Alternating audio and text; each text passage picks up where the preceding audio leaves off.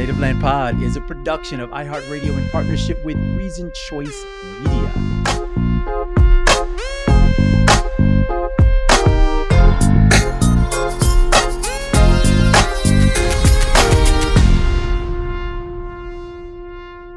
Welcome home, y'all. This is episode 12, counted 12 of Native Land Pod, where we break down all of the news that we think is important for your listening ears. Everything politics and a little bit of culture sprinkled in between. A lot of culture. We are your host, Andrew Gillum. And I'm here with my sisters, Tiffany Cross and the Angela Rye. How y'all doing over there, wherever there happens to be? Wonderful. I'm coming to you live from the ATL. True. Happy to No, be. they didn't even give you no they didn't even give you no background. But you know what we got for you, Tiff?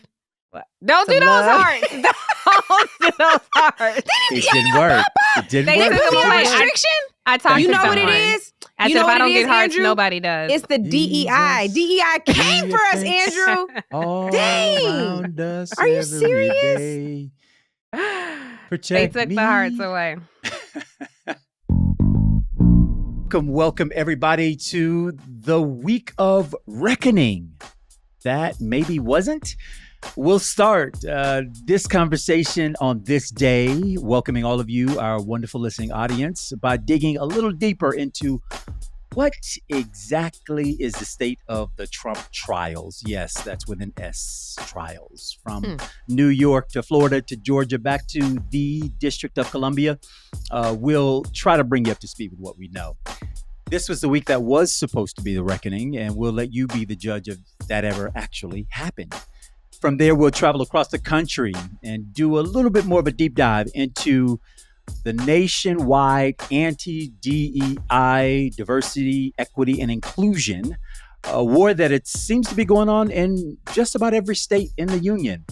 We'll hear what the proponents of these initiatives have to say and have a little discussion about what we think the real reason is for the volume of pushback.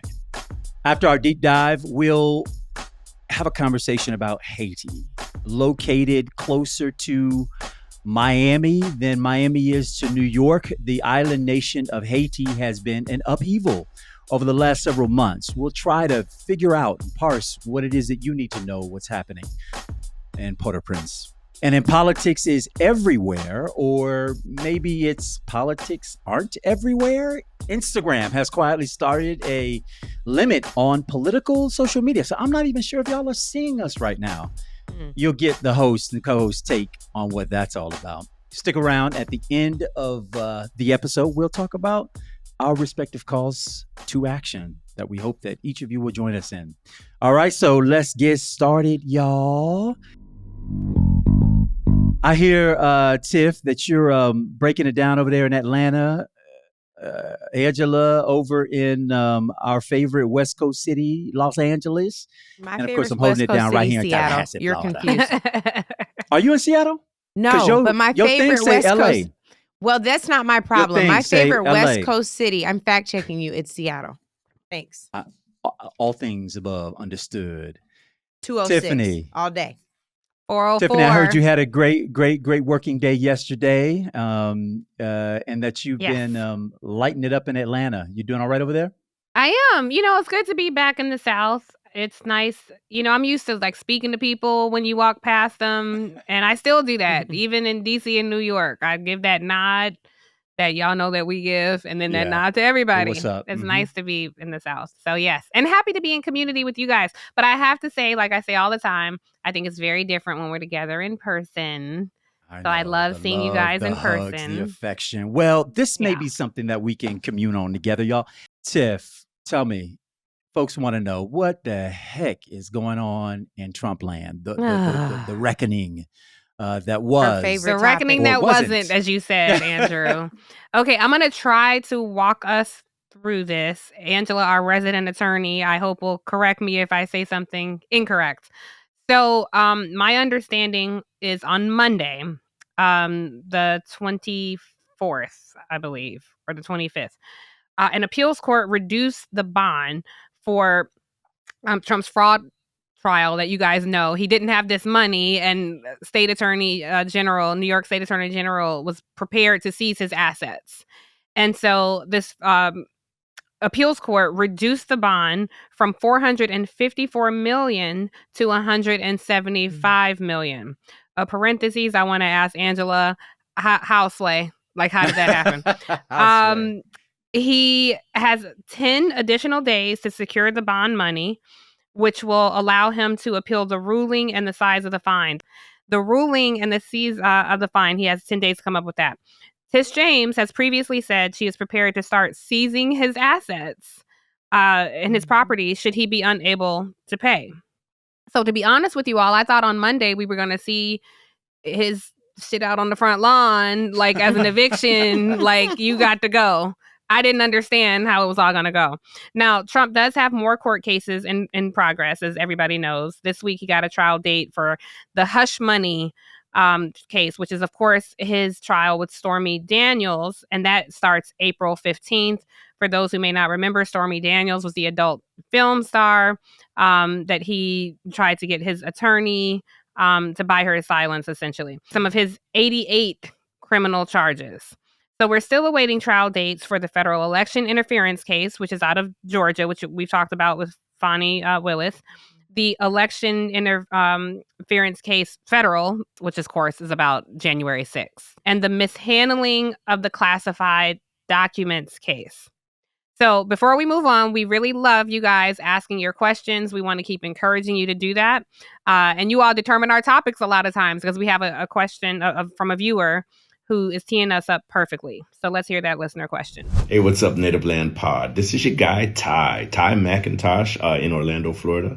I'm originally from Miami, Florida, though. And so a special shout out to my homeboy, Mr. Andrew Gillum, who grew up in the Richmond Heights neighborhood. Man, I grew up in Perrine, the next neighborhood over. And actually remember your dad that used to sell flowers out on 117th Ave. But that's a whole nother thing. I really wanted to ask you guys a question regarding the Donald Trump civil case in New York.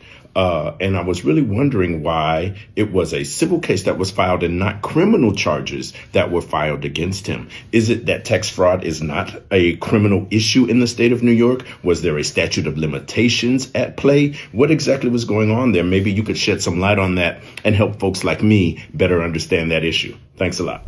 Thank you, Ty. Well, first of all, shout out real quick to Perrine. It was a neighboring a neighborhood to the neighborhood I grew up in, the Heights. And yes, my daddy on the weekends would sell flowers in this intersection across the street from a cemetery that was located there. And I would on some weekends go down and pitch a little umbrella and help my daddy out selling flowers. That was a nice memory. My father passed the year after I ran for governor. So it was a nice conjuring of memory there. I appreciate it, Ty. I love that.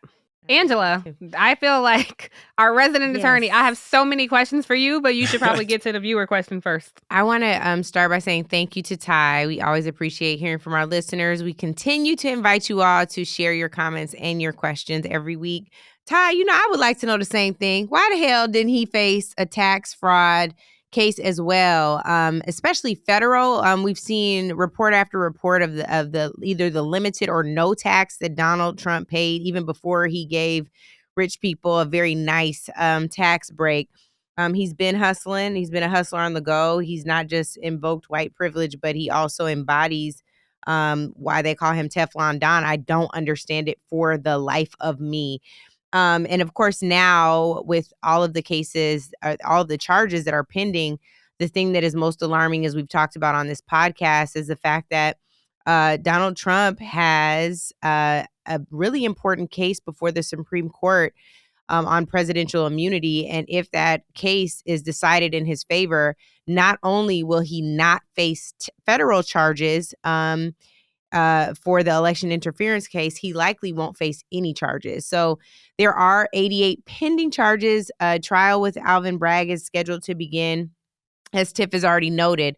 But we are all waiting with bated breath to see what really happens. But these charges the trials are slated to go forward in reference to these charges. I think even Fulton County has some hearings that are coming up. So we shall see, but nothing on tax. You all know that this is the time where I am, of course, going to raise the hypocrisy here. We've seen people who've been accused of far less, indicted for far less. Namely, I'm thinking about Marilyn Mosby as I continue to dig into this case. It is absolutely insane. I don't know why at all Donald Trump can get away with, I won't say murder, but it certainly seems like it, to be indicted 88 times on multiple levels of government. I think signifies something very serious. If he were Black, what would we be saying? We wouldn't even be having this conversation. There wouldn't be a presidential immunity case before the Supreme Court. So for you to be able to utilize or access $95,000 of your own money and face 40 years in prison versus you are raking people over the coals, your contractors not paying them, your taxes evading them, your inability, your property valuations, that is a form of mortgage fraud. Donald Trump has done that with his son time and time again and has faced nearly no consequence. So I'm eager to see these trials get started and see if justice becomes a system that serves all of us, or will it be just us? We're the only ones who are penalized. I have a question, Angela, because I think what he was asking was about civil versus criminal. So just for our viewers, civil is about money. Criminal is about your life and liberty. So who are the entities that decide we are going to press civil charges? And what goes into that decision? And who decide? I mean, I think prosecutors decide for the criminal charges. Is it this? This might be a dumb question, but I really don't know anybody about the law.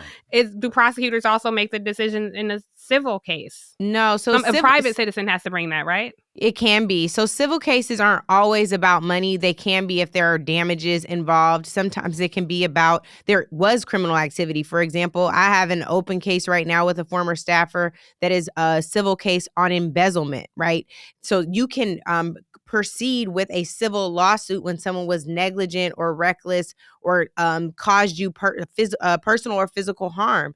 That can be a civil action, but also a state's attorney general can proceed with a civil action. They can sue you if they believe that there was a wrong done to the state or to the people of that state. And then also with criminal cases, it is normally a prosecutor. It can be on the local, state, or federal level. But I think that the main thing is to know that a private citizen can sue someone.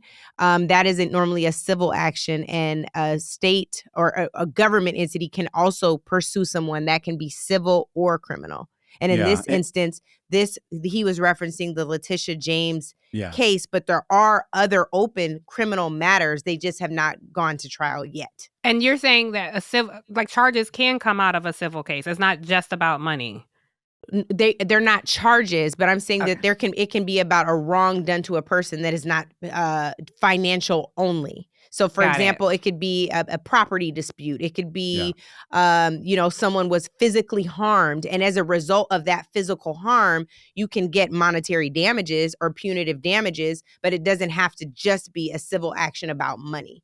But the remedy is never, in a civil case, the remedy is never jail time or a criminal record because that doesn't accompany civil litigation. I use one example of O.J. Simpson, where he may have been adjudicated not guilty in the criminal proceeding, but the Goldman found liable in the civil suit. Simpson family bought civil suit, and some say justice may have been had in some way there, keeping this man perpetually, financially obligated to paying. What's the most likely to happen with Trump? This is for either of you. Will he likely be found guilty in some of these civil cases, or even the language is a little different? So even when a jury brings back a guilty verdict, it means he's liable in a civil suit. On the criminal side, you're found guilty. It means you have a criminal conviction. There's a criminal charge on your record. And I think that the other thing that's important, and this might be too in the weeds, but with civil cases, it's by a preponderance of the evidence, and the plaintiff has an obligation to prove that. On the criminal side, it is the person has to be guilty beyond a reasonable doubt. So the threshold for liability versus guilt or innocence is different in each of those. And proving that someone's guilty beyond a reasonable doubt is the responsibility of the prosecution. Yeah. So what's And the then strongest Tiffany, case against Trump then? I think it's hard to parse, in part because I think the only reckoning we've seen, and again, this week was supposed to be him having to pony up, a fraction of what he says he's worth, but then the appellate court reduced that amount. The only reckoning we've seen so far as it relates to Trump's misdeeds have been in the civil courts, and the civil proceedings, I should say. The criminal ones, he has yet to stand, his day in court on. And I think that's part of what the viewer listener was getting to, which is, if we know that he has violated criminal code, why didn't prosecutors determine to go after him criminally on these cases, either in the tax piece and in the evaluations? Clearly there's a statute that the prosecutors could have cited in pursuing him that way. I don't know the answer to that. I don't think we right now know the answer to why that decision was made. We may never know the answer as to why that was made. But the reckoning on that is clearly, sort of working its way through. And I'm kind of skeptical of, frankly, whether or not this man is going to outlawyer the lawyers of the government and figure out a way not to have to pay anything at the end of the day. The criminal ones really concern me because this is a matter of timing. We know that Trump is committed to delaying the start of any of these criminal trials, criminal proceedings. And I think he's betting on one thing to cover all things. And that is, one, that he wins re-election. And I had to offer a second. The second, I think he's wagering that the Supreme Court will say that a sitting president, cannot be prosecuted federally or by the states. If we were dealing with another person, Barack Obama, would it be fair for him as a sitting president to have an investigation and indictment come up against him from the state of Alabama or Mississippi or Texas, a criminal indictment, I mean, for some act that they may have determined to be criminal, and have him prosecuted as a sitting president? And my guess is that the courts would not allow for a sitting president to withstand prosecution while he is sitting in the seat of president, either at the federal or the state level. And I think that that's probably the math that Trump is also working with, that he says, look, if I become president, the federal stuff I can summarily dismiss, direct the attorney general to suspend with that. And in the state charges, they can't pursue me while I'm president. Right. And so maybe there's a statute of limitations. Maybe it comes back around that by the time they're able to pursue him, they're not legally able, or they no longer have the appetite to. Remember, the judge is elected in this case in Georgia, and the prosecutor is elected in the state of Georgia. They may be different people by the time second term President Trump, was there. God forbid that ever happened. But I think those are the odds he's playing. The one thing that I would also flag is that if the Supreme Court can't rule that a sitting president who is on the record as trying to find additional votes is not worth hearing, like, there should be some restrictions on presidential immunity. And I feel like when it comes time to look at whether or not someone's trying to actually tamper with democracy in a very real way, like, there should be some limitations on that. I think the precedent that we have that I'm traumatized by is Bush versus Gore in 2000. Yeah. They found themselves on the wrong side of that math then too.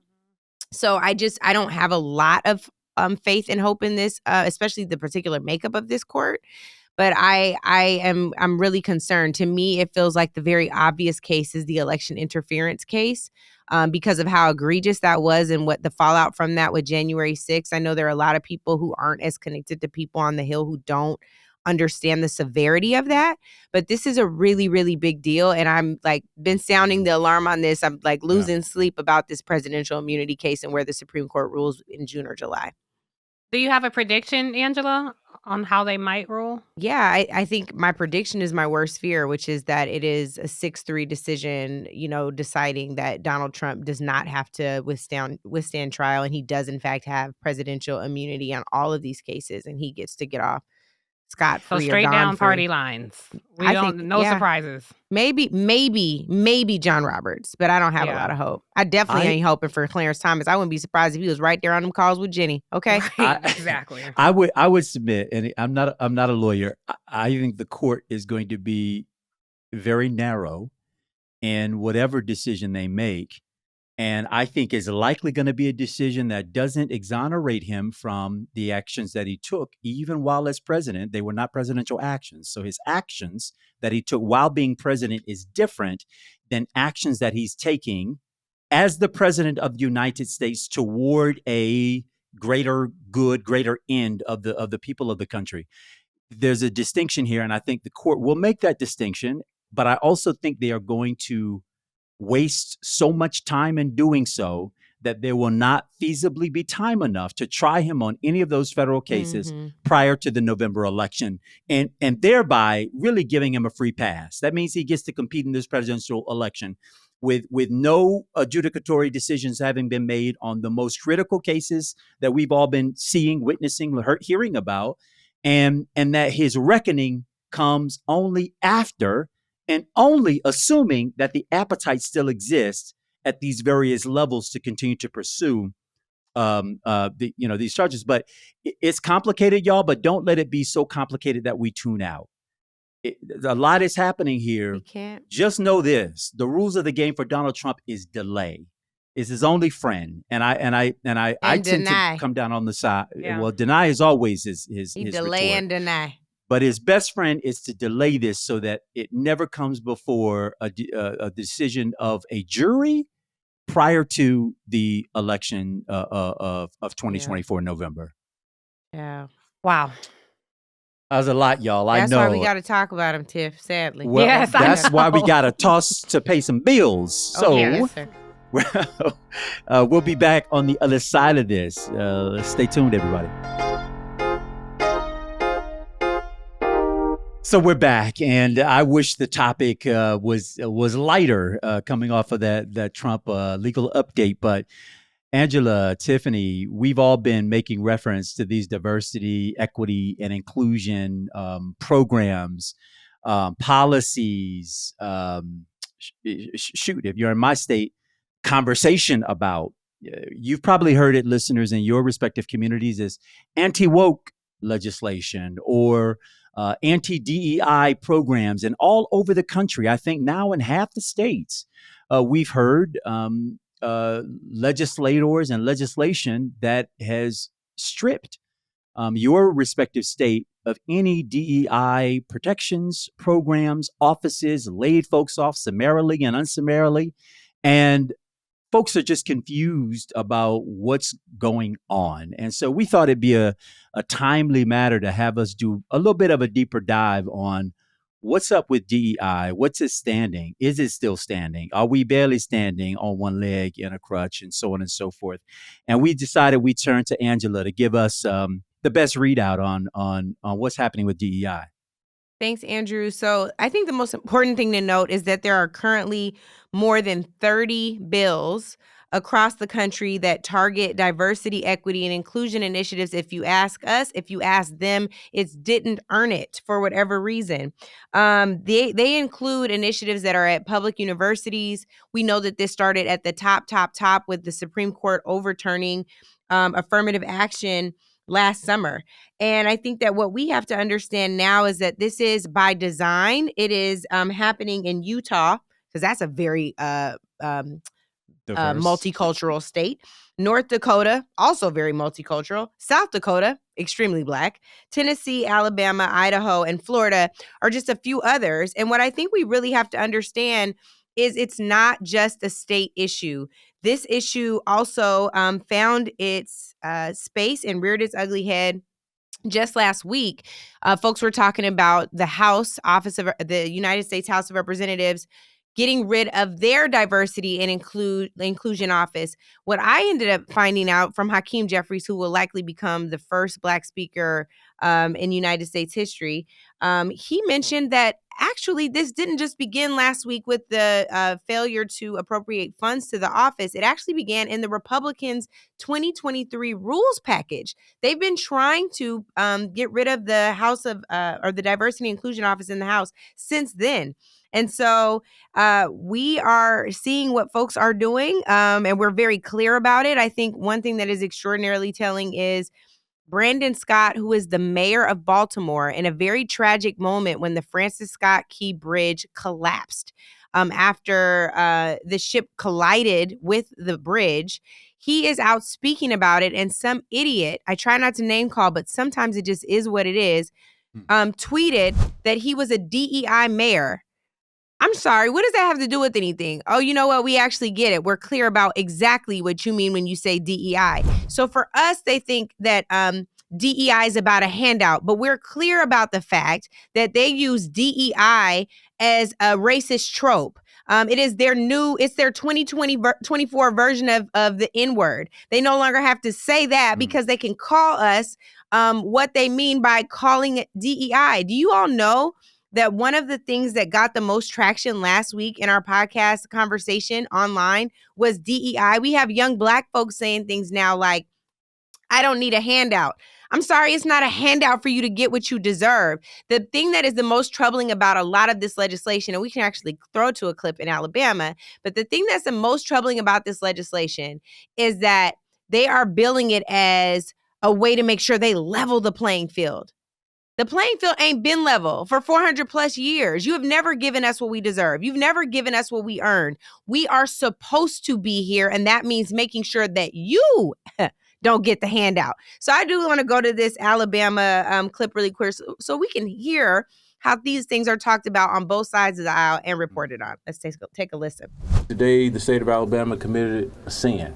The passing of SB 129 has caused controversy among Alabama lawmakers. The bill will ban topics that will be considered divisive concepts or discussions that will make a group of people feel bad about their identity. Republicans supporting the bill say everyone, no matter what race, sexual orientation, or other identity backgrounds, are already seen as equal. I think the main thing is to make sure that everybody, regardless of race, is able to be on the playing level field.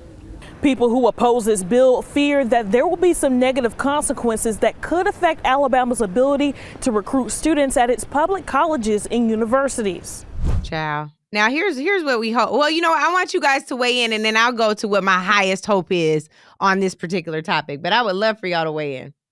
Well, I mean, I'll just pick up where the I guess the legislator left off in the description of the bill as being the instruction of anything that might cause people to feel offended about themselves or their cultures. And of course, this resembles very much what Florida Governor Ron DeSantis and his Republican acolytes in the legislature passed when they passed their anti-woke legislation, which basically said, in addition to stripping all of these programs of their funding and resources and decommitting the state from its commitment to diversity, is it said you can't teach a history, you can't have a book in the school library, or any other public face of which our tax dollars go to pay for, if a reader might find the contents of it degrading to themselves or their heritage.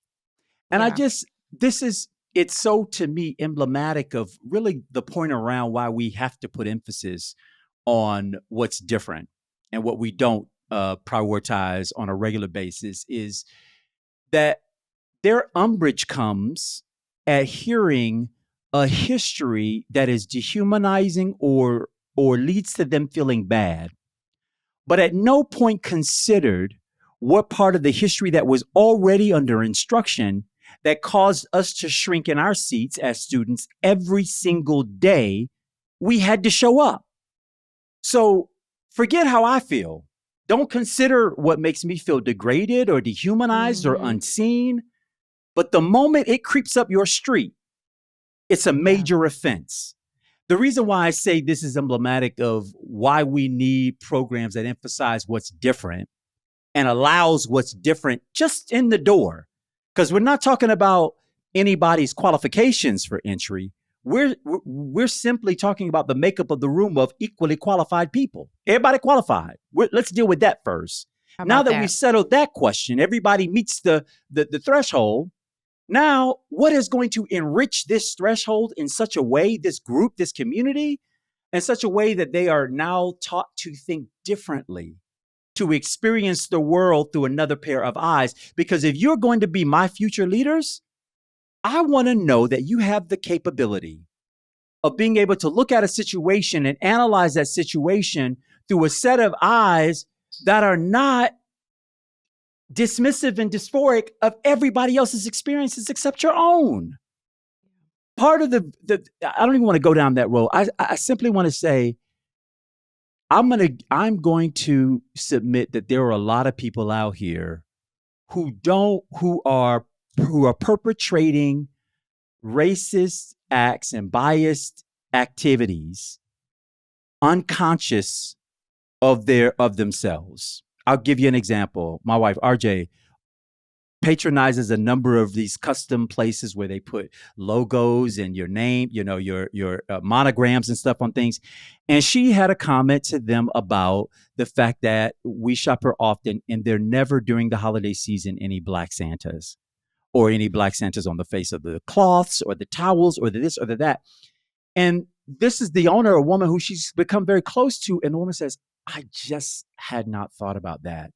And when she, the next year, had got in this big old stock of diverse Santas, Black, brown, and everything in between, was so excited to reach out to my wife to say, this year we made an intentional effort at trying to find Santas that would. So we didn't go off and be like, this is a racist woman who commits racist acts and doesn't care about diversity. We simply said, your walk in life just hasn't caused you to think about how I might experience this shopping venture when I don't see myself and my family and my whatever reflected. And so they took corrective action. Mm-hmm. I'm not giving legislators that same benefit of the doubt. Many of them are taking these actions to be inflammatory. Don't mistake the intention here. I'm simply saying that's why having different people in the place matters. Right. Because we experience it differently and it all matters. It all matters. So these folks are crying wolf because we're not traveling up their street. But they've been traveling up ours, over our neighborhoods, over our states, over our everything, and haven't had to think twice about it. Yeah. Well, I would just say diversity, equity, and inclusion efforts are necessary everywhere in both the public and the private sectors. I think the example you just gave, Andrew, is so great because people get very tight in their feelings when they feel like you're calling them a racist. When what you said is this woman said, I just had not simply considered your perspective in life. I think for a lot of Black people in this country, we've never had the option or privilege to not consider. That's right. The master narrator's perspective on everything. We've always had to consider how white people feel and navigate ourselves accordingly, not out of deference, but out of survival. And so now that we're looking at diversity, equity, and inclusion, the popular phrase that goes along with it is diversity is being invited to the dance. Inclusion is being asked to dance. I think to put equity in its perspective, it's different than equality. It's equity. So equity is saying if Angela and I live together and Angela has $100 million in the bank and I have $10 in the bank and Angela says, well, let's split the rent evenly. That's equal. It's not equitable. And so if I say, no, I want to spend $1 and Angela, because she makes, and this is true, Angela makes $500 million a year. Bitch, don't be trying to get me robbed. That's a lie from the pit of hell. I make $500 million annually. Put another way, it's equal being giving everybody the same thing, and equitable being giving everybody what they need. Right. Access. That's the equity piece. But isn't that the part, like, I think really quick, like, just a really quick glimpse at this. This didn't earn it thing is really pissing me off. And the reason it's really pissing me off is because if there was ever a group of people in this country who didn't effing earn it, it's like white men. So if we look at this quickly, can y'all just tell me who you think benefits more from legacy admissions? Is it white folks or black and brown folks? What do you think? White people, obviously. Okay. If we say data I would say supports those who have historically attended college.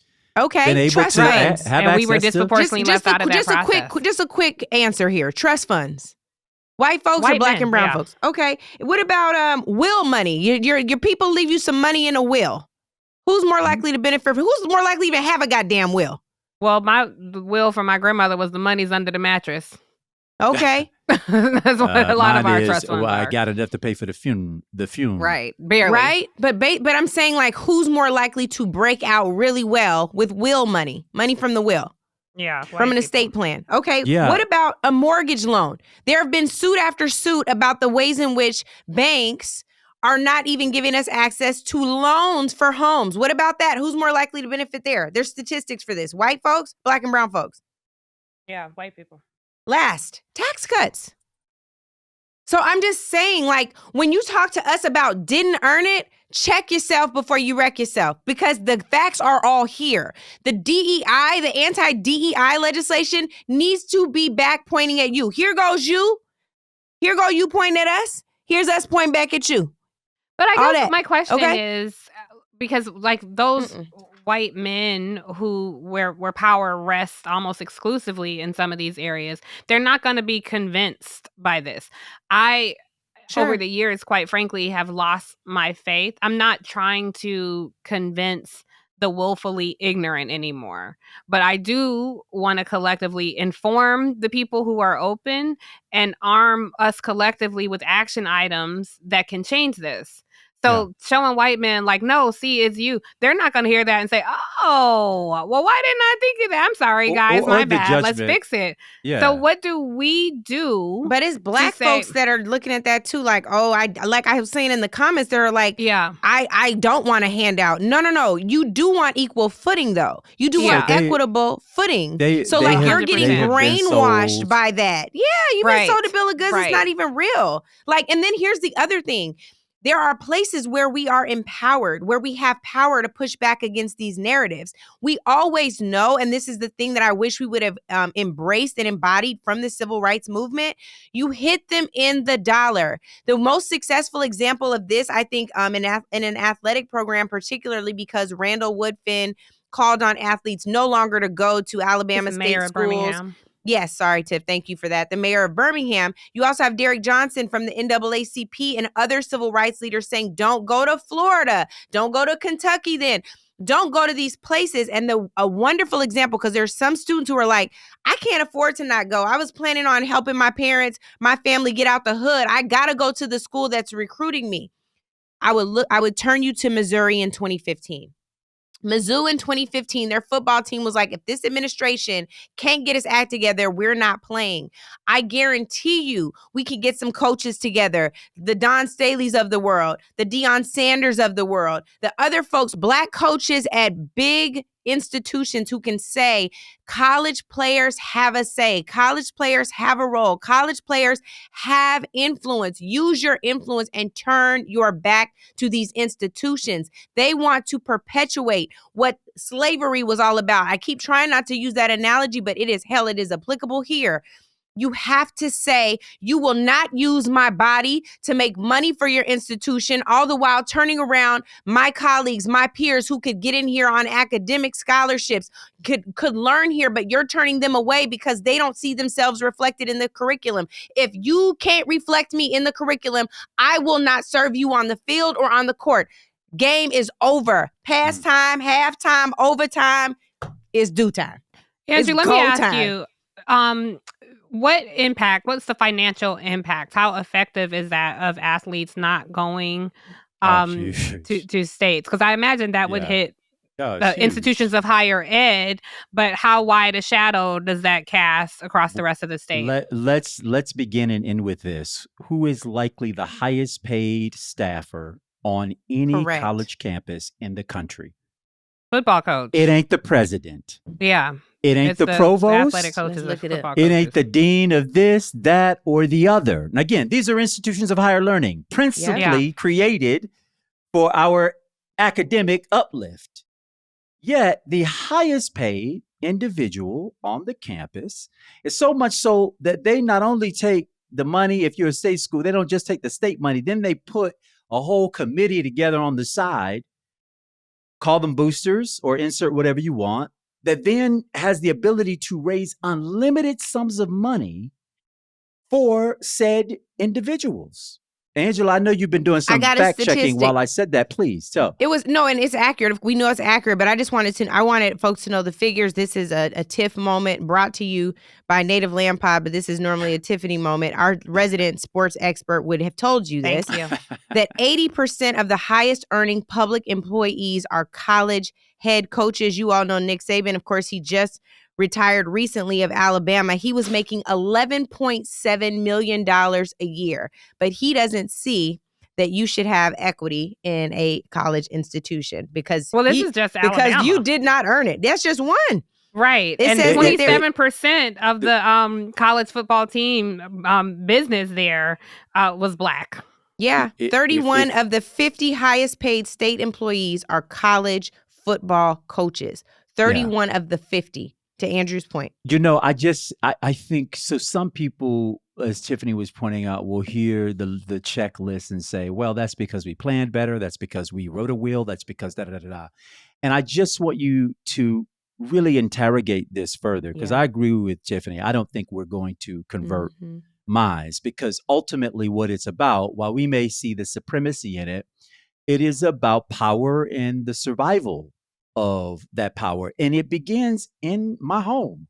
I want to preserve as much as I can for myself and my progeny. And it's to hell with everybody else who's not in that category. And I don't think this is a white exclusive reaction. I think this is a people period reaction, which is self-preservation. But when your self-preservation now doesn't just have your actions to attribute to its success, but it is reinforced by a set of systems, banking, loans, loan officers, policies, institutions that then stand up right behind you to reinforce that system. It's now no longer within your own, it's no longer happening within your own power. It's happening within the collective power of institutions, public, private, governments, policies, laws, ordinances, codes, you name it, are now reinforcing your ability to maintain your power. Whereas when you look at me, what institutions do I have backing me up other than some symbolic resolutions and statements that say everybody of any shade and background ought to be able to be here? Well, if that's true, then let's interrogate why then all those folks aren't represented here. I'm just saying, I know a lot of us, and I'm talking specifically to Black folks upwardly mobile who don't want to be cast with an aspersion that you didn't deserve to be here. I know that voice. I know it intimately. But don't get caught by the okie doke. Once you get compelled by that vision, you have failed to ask any other questions as to why.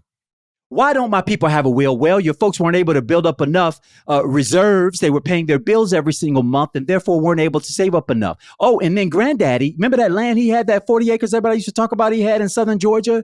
That somehow because of taxes, not because of his ability to own it, not because of his ability to buy it, he bought it, but because of government taxation and the policies that shifted. And then who came into ownership? Oh, the bank, and they wouldn't let you get it back at the amount that he owed in taxes. So then they owned it, and then they sold it to the commercial realtor who now has a whole strip mall on your granddaddy's land. We have to interrogate the reasons as to why. And if you buy the okie doke, you never get to the questions as to why these things look the way they look. You call me whatever name you want to, but just make sure that the same policies you have benefiting you, undergirding you, backing you up, that same artillery, that same bandwidth exists for me and mine. And my guess is there ain't a state in this nation we can point to that can back us up in the same way that you can point to any of the 50 that backs up the institutional structures that pre-exist us. Andrew, I know we've been on this for a minute. We should do, like, I really think this should be a mini pod too, like a deeper dive on this. But like, I'm curious to know why like ACLU hasn't come forth with challenging some real. of these pieces of legislation on the not teaching something because it makes someone feel bad piece in particular. Like, that feels like a violation of free speech. So I'm Yes. curious to know why that hasn't been the approach here. They are loud, and I would argue in some instances wrong on some of the other things that they'll take up for free speech. So in this instance, where that could be particularly harmful, we're talking about equitable funding in this country on the didn't earn it part. But there are whole pieces where these folks have joined together, almost like the American Legislative Exchange Council, also known as ALEC, is making a resurgence, because these bills are widespread. It's only 30 places where they've caught traction, but they are over like almost in every state, especially on the piece around not teaching our history because it makes someone feel bad. That feels like a really good opening to me. I think I would just say the last thing is I'm very curious to know why the Biden administration, in particular, I would think Kamala, Vice President Harris, why they're not going after this the same way that they're going after reproductive justice issues. Like this, it feels like it's remarkably silent, and it feels a little irresponsible to me that we're not taking this head on. This is something that the Republican Party is using to gin up their base. How you going to gin up our base? Our base isn't excited to watch these bills happen. We've seen this time and time again. We saw a turn of events in 2020 around the murder of George Floyd, and we're seeing a harsh backlash. We should be making sure that our folks know that we care, that we're seen, that we're heard, that they're going to be protected just like wombs are being protected. I think I think they will dial this down to a red herring. And I think Tiffany said this early on when we started broadcasting. You know, she was saying, we get whispered to. Yeah, I'm tired of getting whispered to. And then everyone else gets the megaphone, right? And the podium with the mics everywhere and so on and so forth. I saw Shirley last night. I need a megaphone. But you know what? We've got charity or sympathy or understanding or comprehension begins at home, which is why you say 10 toes deep. We've got to be able to stand 10 toes down. I said it in my own sentence. 10 toes down. And the fact that we aren't anybody's charity case. You aren't giving me a damn thing that I don't not just deserve, but that I haven't worked for and earned for myself. I agree with you. I think we probably need a deeper dive here. And I would actually love a deeper dive that maybe centered some of these voices of folks who carry some shame or embarrassment around diversity, equity, and inclusion, so that we get to hear like what's really. You want to hear from the audience? Absolutely, I want to hear what's really at this. What has you confused up over your being seen? Help or over your respect. Dr. King talked about respecting the dollar. Like this is your money. This is your opportunity. This is what you deserve. There's the dollar, but guess what? Most of these things don't ever get to the dollar. Most of this is for many of these corporations, companies, universities, so on and so forth. This is an assembly and some quiet counseling when the students of color come to you and say, my professor doesn't say a damn thing about my history. We're relegated. We're da-da-da. And then they become champions on their behalf to say, hey, we got to teach inclusive and complete histories here, right? But in a lot of places, it doesn't come down to the dollar. In so many places, it's just about being reflected. And it can't be overstated. It cannot be overstated when my children have not had a Black teacher all of their education. Except for the ones that they get at home. Right? Andrew, are you serious? I'm very serious. In a public school. They don't have Black teachers? My children haven't had a Black teacher, and my twins are fourth graders, any year of their matriculation. And they will not, if it stays the way that it looks, they will not have that experience in their elementary school. And I would reckon that I am not rare, and this situation is not in isolation or alone. I think it's reflected in a lot of places that in the South, West, Midwest, and so on and so forth. All I have to say is it meant something so much when my children were able to see a doll and a picture in a person who wasn't inside their home. They got all these pictures and they're like, my daddy knows Obama and da da da da da da. But that isn't the real lived experience of everybody. But the first time you see that outside of your home is in Black History Month. Yeah.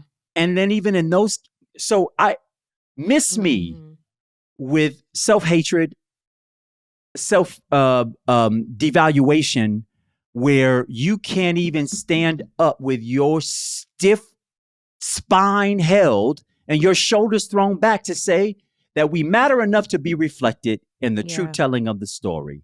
Period. Enough said. I can navigate the rest, but just let's start there. We're not even there. And we are over time. When we come back, y'all, we're going to pick up another weighty, heavy topic. And after that, we'll try to land this plane one way or another. Stay tuned. Let's pay some bills.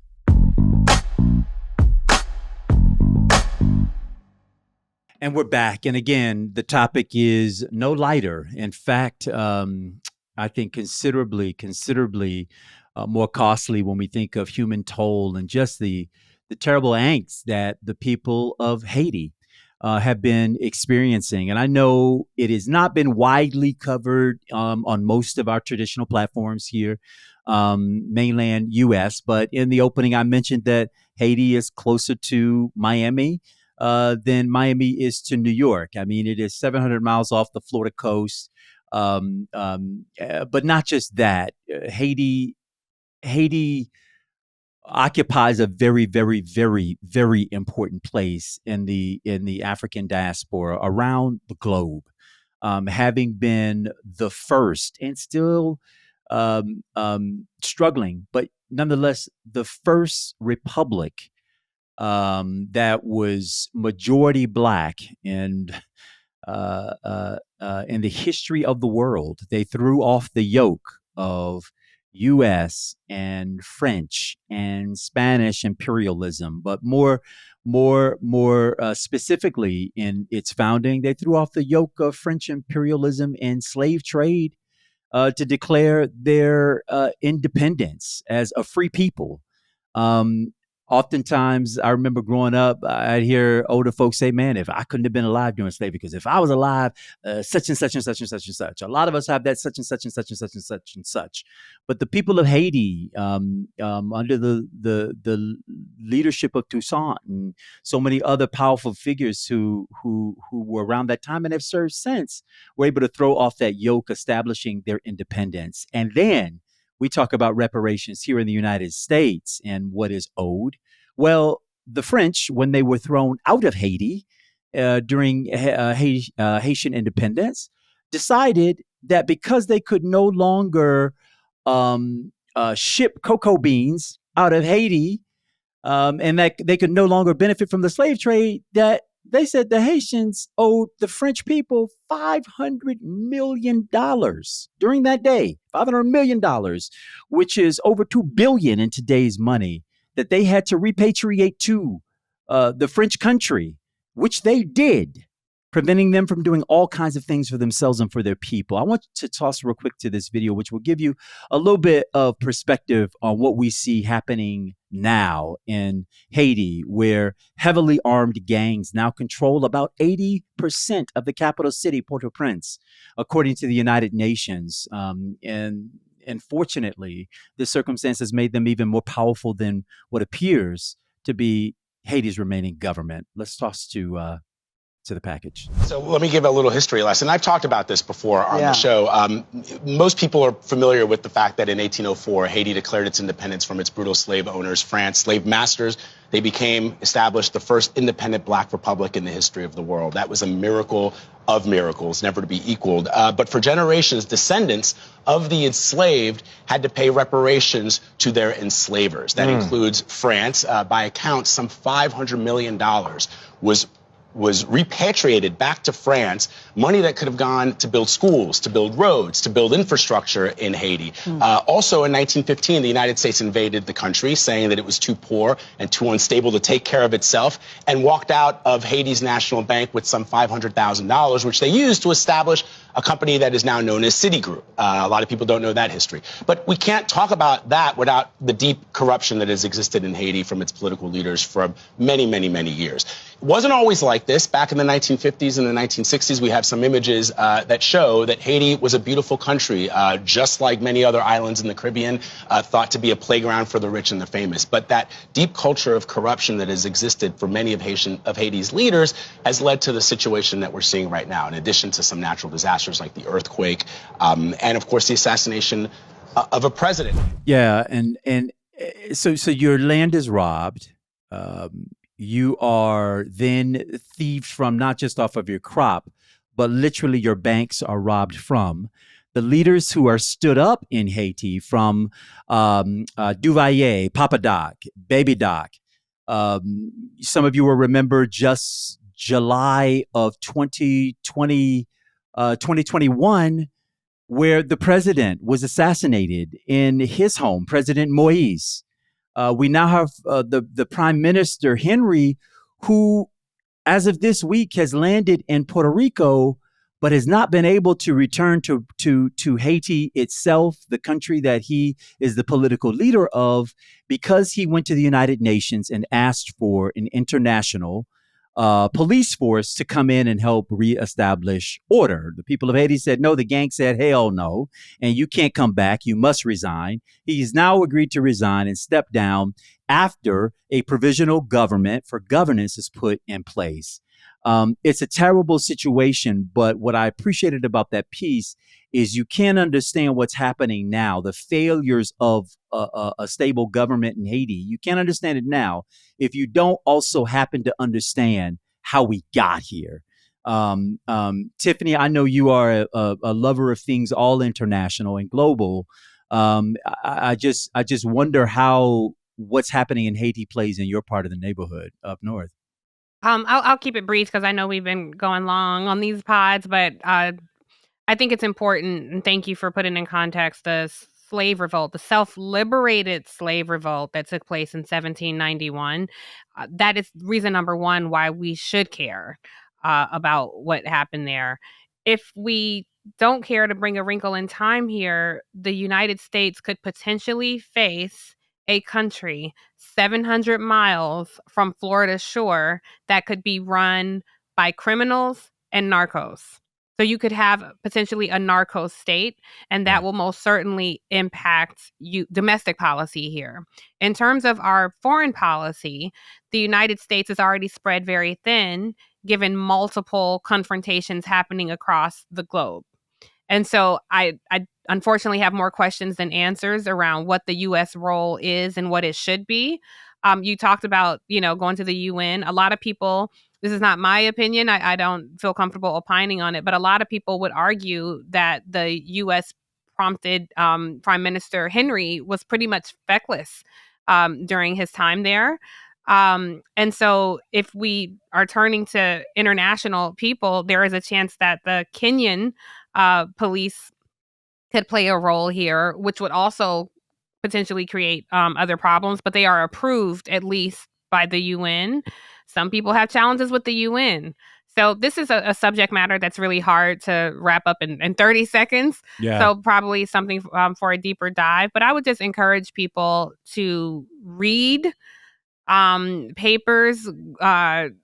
Google is not a research tool, like actually read an article from reputable reporters who are on ground there, who've been doing deep dives on this for years, because it's worth knowing about. And foreign policy impacts domestic policy, and we should all have a little bit of curiosity about it.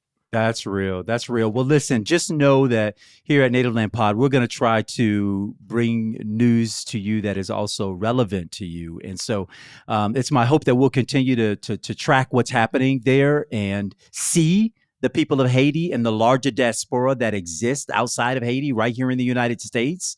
and just let you know that you're not alone in your care and in your concern for what happens to the future of Haiti. All of us are in horror about what we're seeing, and we're hoping that we'll reach a conclusion there that preserves life and liberty, and most importantly, the freedom so bravely established on that island nation so many years ago.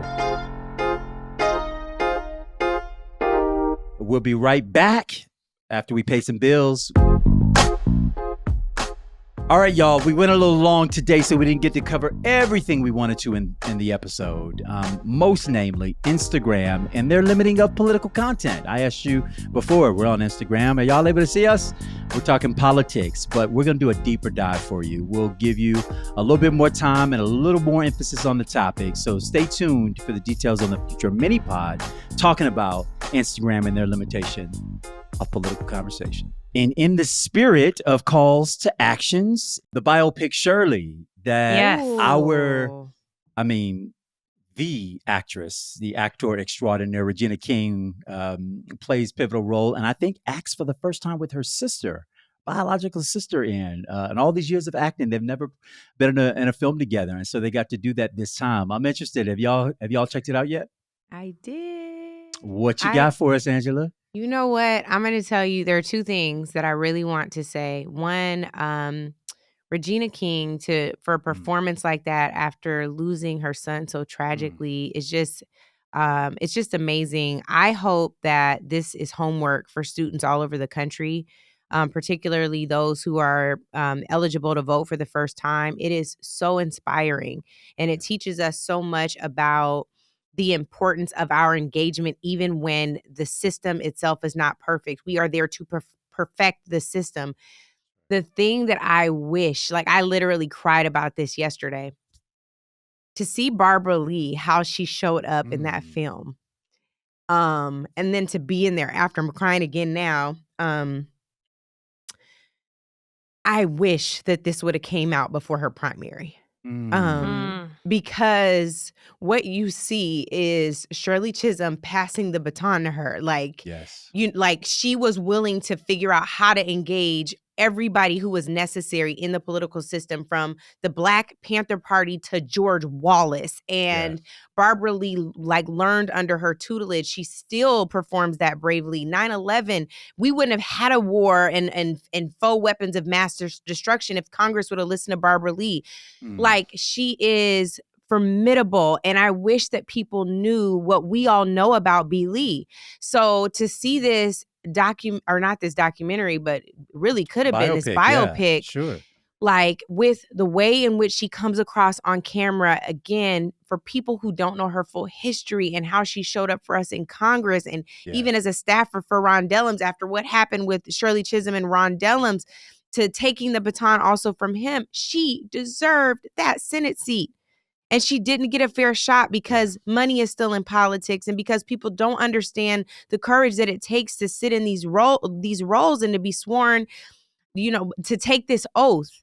And for the belief that she could still have in this system after constantly watching the system betray her, but know that if she's there, it could change. It just was... It really, honestly, y'all, like, as frustrated as I've been lately, it restored my hope and reminded me of the importance of our voices right now. So I love that. I love y'all. I wish I could send you hearts, but Tiff has confiscated my damn hearts. But it was so good.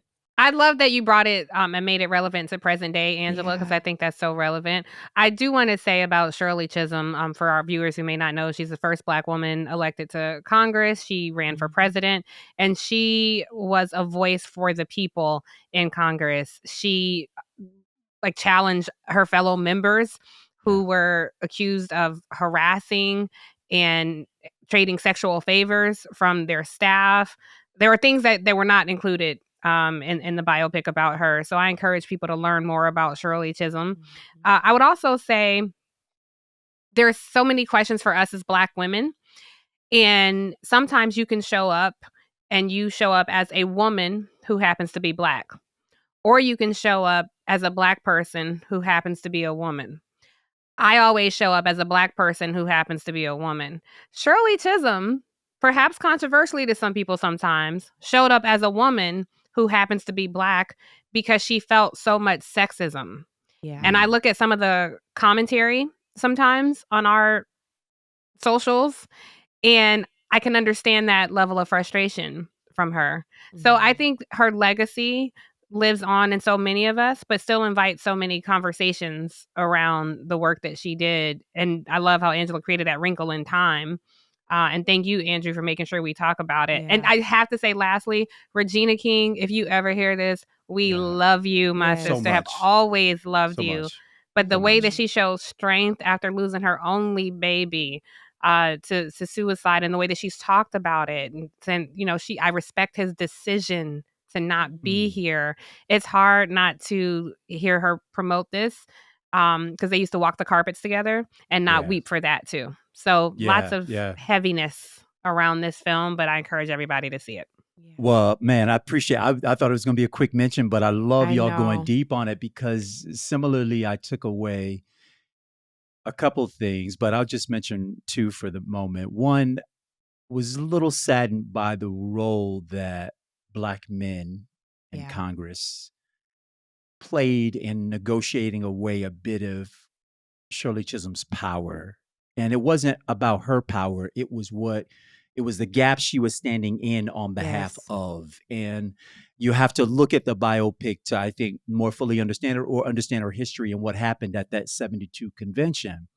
And then I also really paused in reflection at that moment, Angela, that you reflected on, which was to see Ron Dellums, who former mayor, famed, socialist, democratic socialist himself, who would be succeeded in Congress by the Barbara Lee, who was such a strong supporter advocate for Shirley Chisholm and credits her with so much of her own learning, would then take the seat of a man who, in this very pivotal moment at the 72 Democratic Convention, played a role in a little bit of the undermine of the negotiating game there at the end. That's to not take anything away from anybody's record of service, but to put it into context in that particular moment.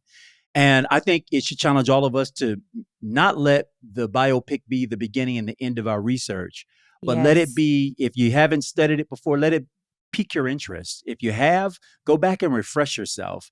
And again, we're talking about the premiere, this past premiere, March 22nd on Netflix, of the new biopic Shirley, which again stars the amazing, talented work of Regina King as the indomitable Shirley Chisholm, and the Brooklyn politician herself, who made history, becoming the first Black woman to run for president of the United States. So I hope y'all check that out. She was on the front lines at a fight against Phyllis Schlafly too, around the Equal Rights Amendment. Very and much so. Can I say really quickly, just for context Please. for the viewers, audience brought up Barbara Lee's courage of her conviction. I just want, because there are a lot of people out there who aren't old enough to remember this, as crazy as that sounds, but after 9/11, Congress took up a vote, and she was the sole member to vote against the AUMF, which was the authorization use of military forces. The only person to vote against it. Democrat, that is standing on the courage of Republican, your period. convictions. Yeah. That's right. Oh. Appreciate that. We So love you, I hear- Julie. You'll be our Always. senator. You will be our senator, no matter what. Always. And the new conscience, right? If we refer to John Lewis as the congressman, rightly, John Lewis as the conscience of the Congress, I think we can add a couple more voices to that conscience. We claim that title for the CBC, by the way. Well, Congratulations. then the We didn't CBC say that Shirley Chisholm and Ron Dellums were also co-founders of the 13 of the CBC members as well. And his legacy, I really do hope people go back and look, because he was a strong voice on apartheid, anti-apartheid. Like, Absolutely. there's way more good to his record than that moment. But that was a And tough one.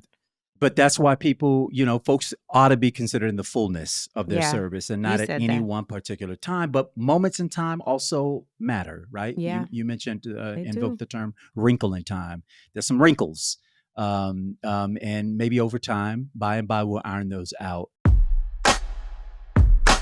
Please, please, please take some time over the next coming days to Watch Shirley. Again, it premiered March 22nd on Netflix, and it's still available for your downloading streaming pleasure. Check it out. Before we end the show, I want to remind everyone to leave us a review, please, and subscribe to Native Land Pod. We're available on all platforms and YouTube. New episodes drop every Thursday. You can also follow us on our social media. We are Angela Rye, Tiffany Cross, and Andrew Gillum. There are 221 days until Election Day. Welcome home, y'all. Native Land Pod is a production of iHeartRadio in partnership with Reasoned Choice Media. For more podcasts from iHeartRadio, visit the iHeartRadio app, Apple Podcasts, or wherever you listen to your favorite shows.